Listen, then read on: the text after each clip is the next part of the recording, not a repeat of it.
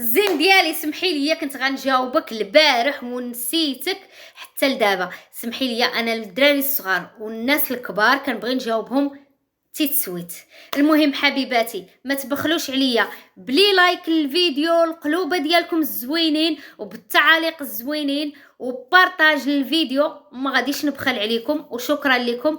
تعاونوا معايا اختي، طلعوا لي لاباج باش اختي نفقس لكم العديان اللي ما كيحملوناش وما يبقاوش يتسينيالاو الفيديوهات. البنات حطيت لكم اللحسه ديال الناس ديال صحاب السكر، قسما بالله يلا خلطتها ما كايناش 5 دقائق، ضربوها لي حيدوها لي. المهم ما علينا. حسبي الله ونعم الوكيل فيكم، زيدوا على الله. شوفي حبيبتي، هاد الوصفه هذه خاصنا كاملين نديروها لوليداتنا ونديروها لراسنا. شنو هي؟ اللي ما عندوش الدروه ديال الجمل يكتفي بالعسل الحر صافي. غتاخدي لي اختي واحد المعلقه ديال الخزامه مطحونه، حمريها شويه وطحنيها وغربليها وحطيها. الشيح كذلك غادي نديروا ليه نفس الطريقه ونغربلوه ونحطوه. داك السانوج حتى هو يتحمر شويه ويتطحن ونحطوه. حب رشاد حتى هو يسخن غير شويه ويتطحن مزيان ويتحط على جانب. سكينجبير يكون طري وجديد، سكينجبير يكون مطحون على يدك ونيت سكينجبير حقيقي، غتجيبيه حتى هو وتغربليه مزيان وديريه مع هاد المكونات.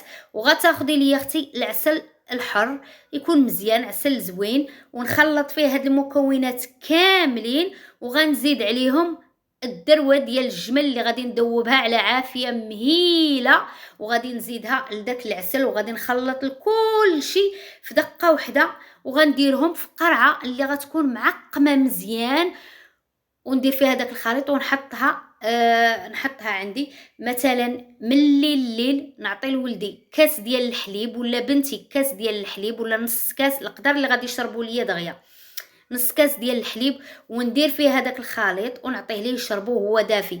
ما كيبغيش يشرب لك الحليب ولا شي حاجه نعطيها ليه معلقه ياكلها، اصلا كيكون بنين بنين هو سبحان الله العظيم. نعطيها ليه في الليل حتى يبغي يدخل المانطه ديالو نعطيه معلقه ياكلها هكاك، ولا في كاس ديال الحليب. في الصباح على الريق كويس ديال الحليب يكون صغير اللي دغيا غادي يشربو يكون دافي، نخلطوا ليه فيه ويشربوا. ولا ما قدرش معلقه عاوتاني في الصباح.